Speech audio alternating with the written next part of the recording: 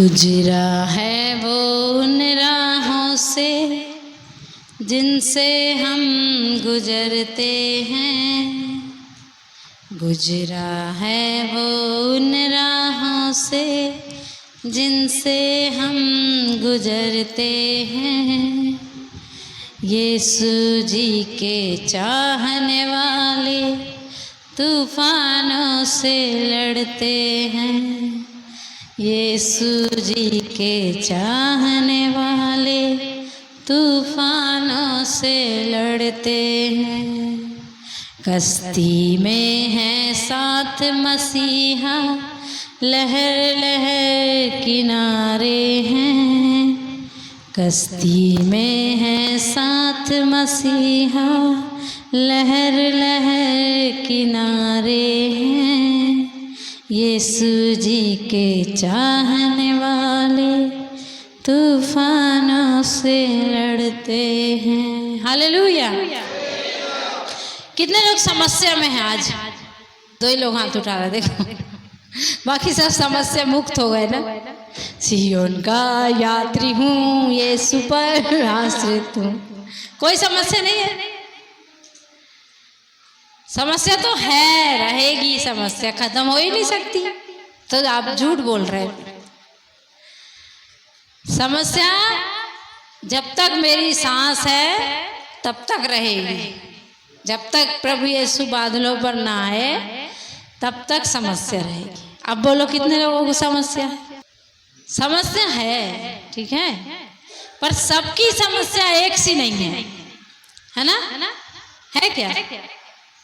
सबके पास समस्या है पर सबकी समस्या एक सी नहीं है। नहीं है ना? है क्या? कोई कोई की हो सकती होगी, बाकी सबकी समस्या एक सी नहीं है। इसलिए गीतकार कह रहा है, गुजरा है वो उन राहों से जिनसे हम, मतलब जो मेरी समस्या है, जो मेरी परेशानी है, उसका फेस, उसका सामना मसीह यीशु ने भी किया है। हालेलुया। आप अपनी समस्या को याद रख लो, ठीक है? मेरे पास भी समस्या है, समस्या मुक्त नहीं होंगे हम। समस्या है, लेकिन समस्या के बीच में हम निराश नहीं हैं। समस्या के बीच में हम हमारा आनंद नहीं खोते, ठीक है? लेकिन समस्या के साथ में ये याद रखो कि जिन समस्याओं से आप और मैं गुजर रहे हैं, हमारा प्रभु यीशु मसीह भी गुजरा है, जिसके पीछे हम चल रहे हैं। चल रहे ना पीछे, जिसको बोलते हैं पद चिन्हों पर चलना। कहाँ चलना? पद चिन्हों का मतलब क्या होता है?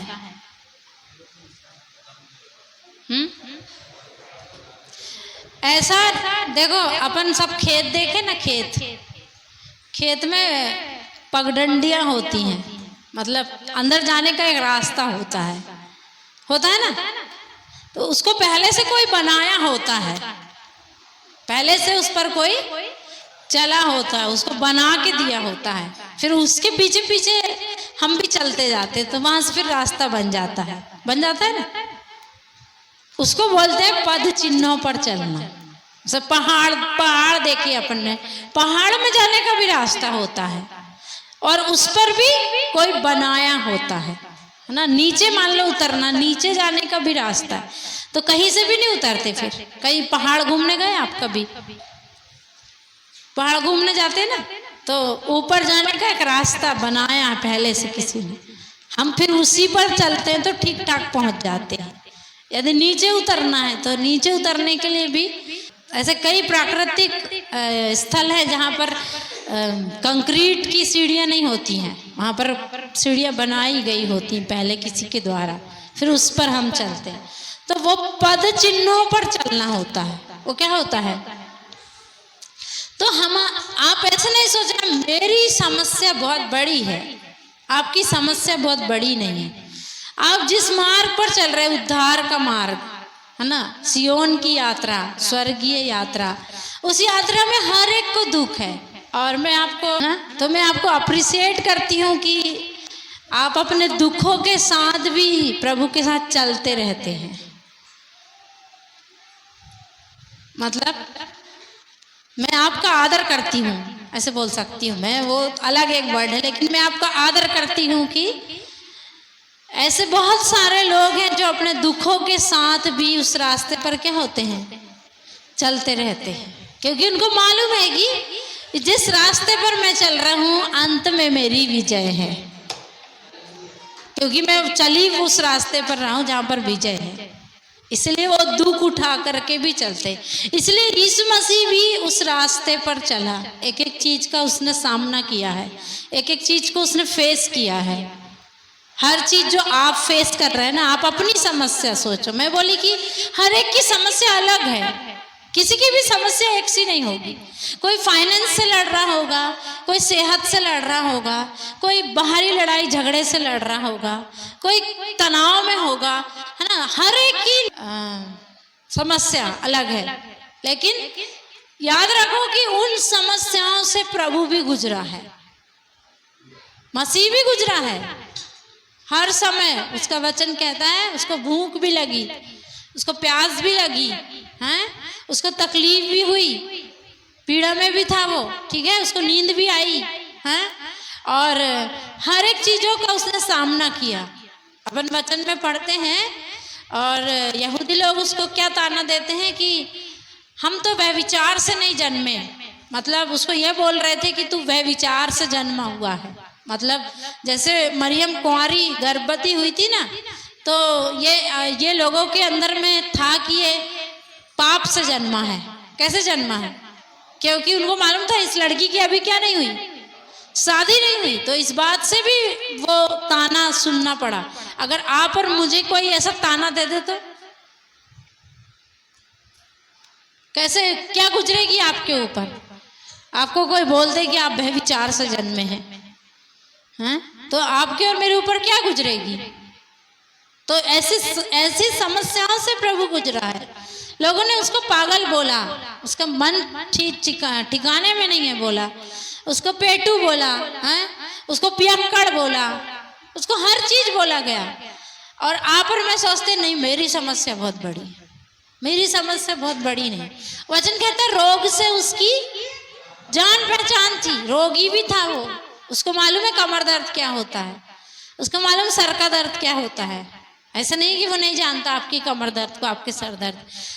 और उन्हीं तकलीफों में हमारा यीशु मसीह पूरा विश्वास योग्य निकला।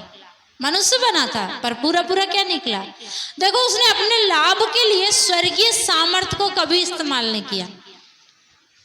ये बात अपने माइंड में क्लियर रखो। बहुत सारे लोग ऐसे बोलते वो तो परमेश्वर है, लेकिन ये बात समझो कि परमेश्वर होकर के भी उसने अपने आप को इतना शून्य कर दिया कि उसने परमेश्वरत्व को अपने बस में रखने की बात ना समझा। वो इतना शून्य, इतना मनुष्य बन गया पूरा। हाँ, दूसरे के लिए उसने सामर्थ्य का इस्तेमाल किया। जब शैतान आया और बोला पत्थर को रोटी बना, तब वो भूखा था और वो परमेश्वर था। वो कहता था रोटी बन जा, तो वो बन जाता था। बनता था कि नहीं बनता था? जब 5000 लोग भूखे थे तब प्रभु यीशु मसीह ने 5 रोटी और 2 मछली से उनको खिला दिया। तो ये चमत्कार कर दिया प्रभु ने, ये स्वर्गीय सामर्थ्य का इस्तेमाल कर लिया। पर प्रभु ने अपनी भूख के लिए क्यों उस बात का इस्तेमाल नहीं किया? क्योंकि प्रभु पूरा मनुष्य का एक्सपीरियंस करना चाहता था कि मनुष्य वास्तव में किन तकलीफों से गुजरता है। तो आपकी जो समस्या है, प्रभु उस समस्या में आपके साथ है। आप ये नहीं सोचो कि मेरी समस्या बहुत बड़ी है। हर एक समस्या में, हर एक विश्वासी समस्या में अगर आप सही पथ पर चल रहे हैं तो वचन ये बताता है जितने भक्ति के साथ जीवन जीते हैं उन्हें दुख उठाना पड़ता है। क्या करना पड़ता है? तो कुछ लोग तो भक्ति के साथ जीवन जीने के कारण दुख उठाते हैं, लेकिन कुछ लोग खुद के कर्मों के कारण भी दुख उठाते हैं। अपनी चाल चलन के कारण दुख उठाते हैं। सच बता रही हूँ, ये बात पे विश्वास करते हैं? नहीं करते, आप गलत बोल रहे हो। हाँ, कुछ लोग भक्ति के साथ चल रहे हैं फिर भी दुख उठाते हैं, लेकिन कुछ लोग अपने चाल चलन के कारण दुख उठाते हैं। मैंने आपको बताया था उपवास प्रार्थना में कि परमेश्वर जो सर्वशक्तिमान है उसका नाम क्या है? उसका नाम एल सदाई है। हैं? बताई थी ना, यही लिखे थे किसी ने। तो जो परमेश्वर के साथ हम चल रहे हैं वो सर्वशक्तिमान परमेश्वर अर्थात एल सदाई परमेश्वर। एल सदाई का मतलब बड़ी छाती रखने वाला, अर्थात जिसके पास बहुत दूध है वो पिला सकता है, वो उसके पास घटी नहीं है।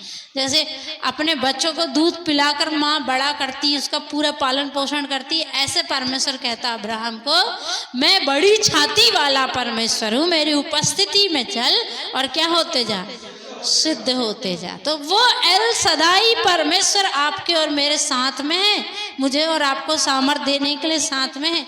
जब आपको लगता है कि मैं कमजोर हो गया, मैं निर्बल हो गया, मेरे पास ताकत नहीं, तब कहें प्रभु परमेश्वर जो सर्वशक्तिमान जो एल सदाई है वो मुझे सामर्थ्य दे, और वो हमको सामर्थ्य देता है।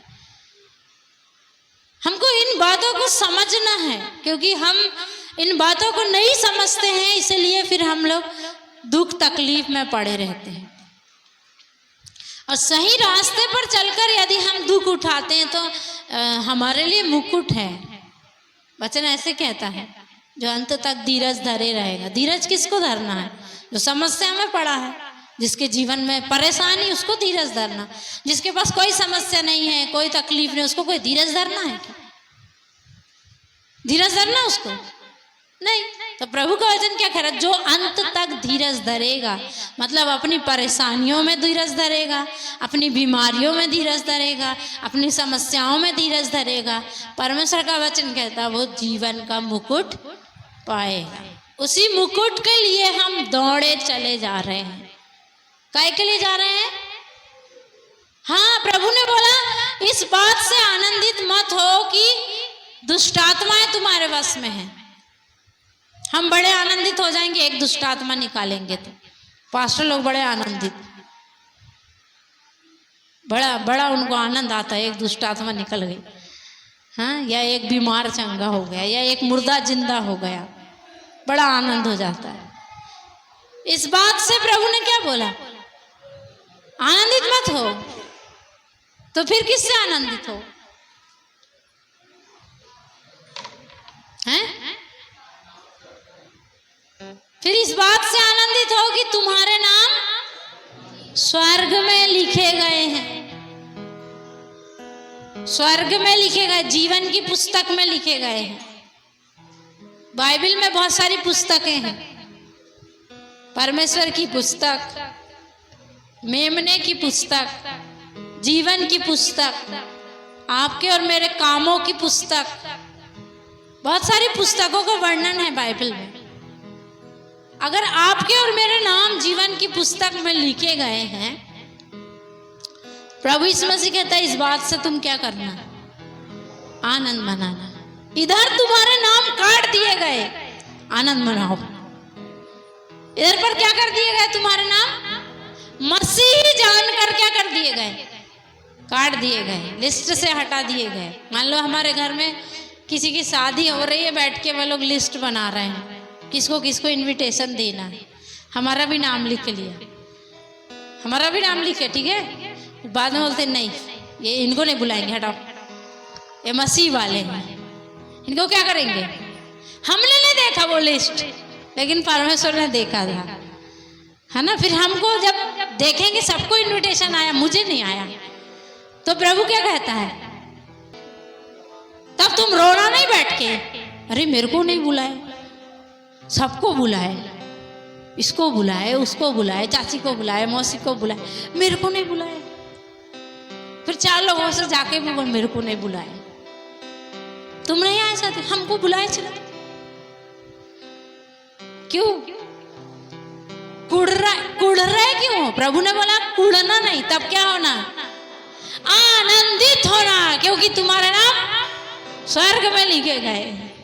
इधर काटने दो, समाज से काटने दो, रिश्तेदार से काटने दो। तुम इस बात से आनंदित होना कि तुम्हारे नाम स्वर्ग में लिखे गए। क्या आपको इस बात का आनंद है?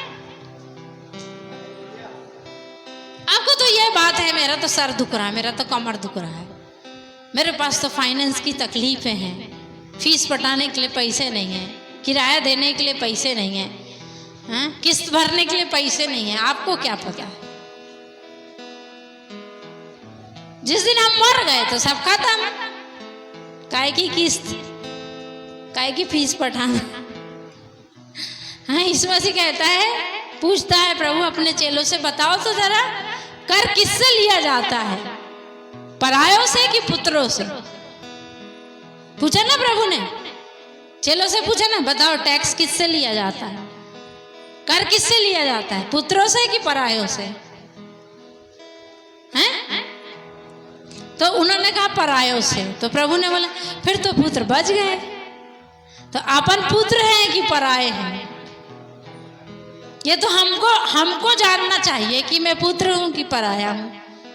ये तो मेरा निर्णय, मेरा चाल चलन, मेरे काम डिसाइड करेंगे कि मैं पुत्र हूं कि मैं पराया हूं। फिर भी प्रभु ने कहा दे दे जा, क्योंकि अपन इधर पृथ्वी में है ना, तो जाओ पहली बंसी डालना, वहां से एक मछली मिलेगी, उसका मुंह खोलना, उसमें एक सिक्का मिलेगा, उसको तेरे और मेरे बदले टैक्स दे के आ जाना।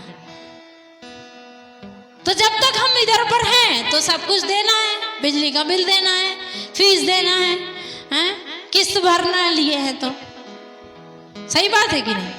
मर गए तो सब छुटकारा हो जाएगा फिर सब।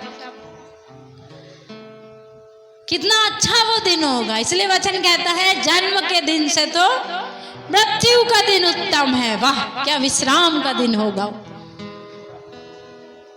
जन्म के दिन में आए तो वह टेंशन के साथ आए, इसलिए रोते रोते आता है ना। रोया नहीं तो सामने वाले को टेंशन हो जाएगी, रोया क्यों नहीं। रो के ही आना, हंस के नहीं आ सकते। रोएगा नहीं ना तो टेंशन हो जाएगी घर वालों को कि रोया क्यों नहीं। तो इधर आए मतलब हंस दिया तो फिर न्यूज बन जाएगी बड़ी, है ना, सुर्खियां बन जाएगी, बच्चा हंसता हुआ पैदा हुआ। इसलिए इधर आए तो समस्याओं के बीच में आए तो रो रहे थे। इधर से जाना है तो कैसे जाना है फिर? हाँ, हंसते हंसते जाओ। एक विश्वासी हंसते हंसते जाएगा और परमेश्वर बताएगा आज तेरे अंत का दिन है बेटा। कितने दासों को परमेश्वर ने बताया, कितने ही दासों को परमेश्वर प्रकट कर दिया कि अब तो तेरी यात्रा यहाँ पर। इसलिए प्रेरित पौलुस कह रहा था अब मेरे कूच करने का समय आ गया है। बता रहा ना, कूच करने का समय मतलब मेरे जाने का समय आ गया है। मैंने अच्छी दौड़ दौड़ी है, मैंने अपने विश्वास की रखवाली की है, मैंने अच्छी कुश्ती लड़ ली है, अब मेरे कूच करने का समय आ गया, मैं जा रहा हूं, बाय। तो जब हम चल रहे हैं तो अपनी समस्याओं को बड़ी नहीं समझो। हाँ, समस्या का निवारण करने वाला यीशु हमारे साथ में है। उसने अपने लिए अपनी सामर्थ्य का इस्तेमाल नहीं किया, लेकिन उसने अपने प्रियों के लिए अपनी सामर्थ्य का क्या किया? इस्तेमाल किया ना। चेले जब झील में थे, आंधी आई, यीशु मसीह ने क्या बोला? थम जा। आंधी थम गई। किसके लिए थमा है? अपने लिए। वो तो आंधियों में भी चल सकता था, तो अपने लिए तो थमा नहीं रहा था। क्यों थमा रहा था? चेलों के लिए थमा रहा था ना। परेशान हो गए बेचारे, समस्या में थे। याईर आया, बोलता प्रभु प्रभु मेरी बेटी मर गई, चल। प्रभु मर गया तो वो अपने आप को जीवित करने के लिए तुरंत ही अपनी सामर्थ्य इस्तेमाल नहीं किया। वो वचन को पूरा करने के लिए 3 दिन तक, तीसरे दिन जी उठा। याईर की बेटी मर गई तो प्रभु गया और उसको क्या किया? फिर वो सामर्थ्य अपने लिए इस्तेमाल नहीं किया। इसलिए वचन कहता है उसने ईश्वर होके भी, परमेश्वर होकर के भी अपने आप को ऐसा शून्य कर दिया कि ईश्वरत्व को अपने वश में रखने की वस्तु ना समझा। शून्य कर दिया उसने अपने आप को कि मैं कुछ नहीं था। परमेश्वर पर कर कैसे दिया? बिल्कुल शून्य। और जब हम परमेश्वर की पहचान में बढ़ेंगे तो हम भी अपने आप को क्या करते जाएंगे? शून्य करते जाएंगे। हम अभी इतरा क्यों रहे हैं, हम अभी घमंड क्यों करते हैं? क्योंकि हमको परमेश्वर की पूरी पूरी पहचान नहीं हुई है अभी तक। हमारे अंदर परमेश्वर का दिया हुआ श्वास है, इसलिए तो हम घमंड कर रहे हैं, इसलिए तो बड़े इतरा रहे हैं, इसलिए तो बड़ी चिंता और फिक्र है, इसलिए तो बड़ा शब्द निकलता है मुंह से। सांस निकल जाएगी, कोई बड़ा शब्द निकलेगा, कोई घमंड की बात निकलेगी फिर हैं? कोई अपना शरीर का देखभाल निकलेगी फिर? सांस निकल गई तो उठ के बोलेंगे देखना मेरे शरीर को थोड़ा अच्छा नहला धुला देना है। अरे सांस निकल गई तो बोल सकते हैं क्या फिर मेरे शरीर को अच्छे से नहलाना, अच्छा कपड़ा पहनाना, नया वाला कपड़ा? तो कपड़े के लिए लड़ते रहते, कपड़े ही नहीं है हमारे पास, अलमारी भरी है फिर भी लड़ते हैं मेरे पास कपड़े ही नहीं है। और ये क्या भरी है फिर, ये क्यों भरी है अलमारी? वो तो दिखती नहीं, एक कपड़ा एक बार पहनने के बाद फिर सोचते नहीं अभी नहीं पहनना है, और मर गए तो फिर बोलेंगे क्या हैं? बोलेंगे फिर मरने के बाद? नहीं बोलेंगे। तो हम इतना बोल क्यों पाते? क्योंकि हमारे अंदर श्वास है परमेश्वर का, और अभी हम परमेश्वर की पहचान में नहीं बढ़े। परमेश्वर की पहचान में बढ़ेंगे ना, हम बिल्कुल शून्य हो जाएंगे। कैसे हो जाएंगे? शून्य हो जाएंगे। वो व्यक्ति जो प्रभु में बढ़ता है वो नीचे शून्यता में भी जाता है। पहले नीचे जा रहा है तब ऊपर जाएगा, और ऊपर पहले ऊपर जा रहा था सोच लो ये नाश होने वाला है। जो व्यक्ति नीचे जा रहा है वो ऊपर जाएगा, लेकिन जो ऊपर जा रहा है ना वो क्या हो जाएगा फिर? नाश हो जाएगा। इसलिए पहले नीचे जाना, पहले शून्यता में जाना, फिर परिपूर्णता में परमेश्वर ले जाता है। इसलिए वचन कहता है परमेश्वर के हाथों के सामने हैं दीनता से रहो कि वो तुम्हें सही समय पर बढ़ाए। सही समय पर वो बढ़ाएगा। ठीक है, तो हम अपनी समस्याओं को बड़ा नहीं समझो, हम अपनी बीमारियों को बड़ा नहीं समझो, हमारा परमेश्वर बड़ा है। बड़ा है कि नहीं? कितने लोग सोच रहे हैं मेरा परमेश्वर बड़ा है? मैं कल एक भाई से मिली थी, वो मसीह था, मतलब क्रिश्चियन था वो। तो मैंने उससे एक बात पूछी कि तुझे परमेश्वर ज्यादा पसंद है कि तेरी पसंद ज्यादा पसंद है? ये निर्णय करना पड़ेगा कि तुमको परमेश्वर ज्यादा पसंद है कि तुम्हारी पसंद ज्यादा। पसंद तो बहुत कुछ है ना हमको, अच्छा खाना, अच्छा पहनना, अच्छा ओढ़ना, अच्छा रहना, ये सब तो हमारी पसंद ही तो है ना। कोई ऐसा पसंद करेगा कि सूखी रोटी खाता रहे? पसंद करेगा कोई? तो ये हमको डिसाइड करना मेरी पसंद बड़ी है कि मेरा परमेश्वर बड़ा है। ये हमको निर्णय लेना शैतान बड़ा है कि परमेश्वर बड़ा है। और बोलते हमको कोई दुष्ट आत्मा तंग कर रही है, हमारे घर में कोई दुष्ट आत्मा है मरी हुई, सुसाइड की हुई। बोली अब तुम बताओ कि परमेश्वर बड़ा है कि दुष्ट आत्मा बड़ी है? ये तुम निर्णय करोगे। मैं तो, मेरे लिए तो मेरा परमेश्वर बड़ा है, उससे बड़ा कोई है ही नहीं। मेरी बीमारी बड़ी नहीं, मेरी समस्या बड़ी नहीं है, मेरे विरोधी बड़े नहीं है, मेरे लिए कोई शैतान बड़ा नहीं है। मेरे लिए सबसे बड़ा कौन है? मेरा परमेश्वर है। सबसे बड़ा मेरा परमेश्वर है। जब तक परमेश्वर दुष्ट आत्मा को आज्ञा नहीं देगा मेरे पास कैसे आएगी? वचन कहता है जब परमेश्वर का आत्मा साउल से उड़ गया, परमेश्वर ने उसके अंदर एक दुष्ट आत्मा भेज दिया। पढ़े आपने? क्या किया परमेश्वर ने? दुष्ट आत्मा भेज दिया, वो उसको तंग करने लगी। क्यों? परमेश्वर की बात नहीं माना ना। क्यों तंग करने लगी? क्योंकि परमेश्वर की, आप उत्पत्ति 22 अध्याय में आपने पढ़ा होगा, अब्राहम से परमेश्वर कहता मैं तेरे द्वारा जाति जाति के लोगों को आशीष दूंगा। क्यों? क्योंकि तूने मेरी बात मानी है। पढ़े आप? क्योंकि तूने मेरी, और मैं परमेश्वर की बात मानूंगी तो परमेश्वर अपनी वाचा को पूरी करेगा।